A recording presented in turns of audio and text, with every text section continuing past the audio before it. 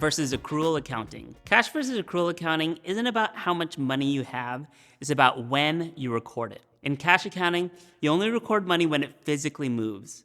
If a check hits your account today, it goes on today's books. In accrual accounting, you record money when it's earned or owed, even if no money has changed hands yet. Do the gig in May and get paid in July, under accrual, it still counts for May. Say you sign a $2,000 contract in May, but the payment doesn't arrive until July. Cash accounting shows $0 in May and $2,000 in July.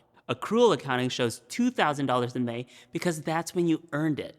Same money, two different pictures.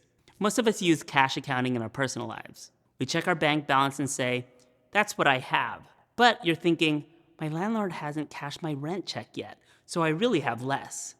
Or, payday's Friday, so I'll have more soon. You're already dabbling in accrual thinking.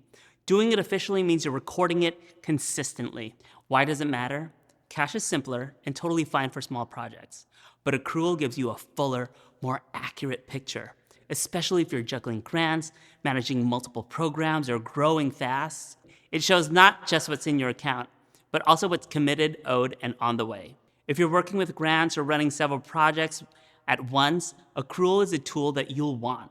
It helps you and your funders see the full, true financial picture.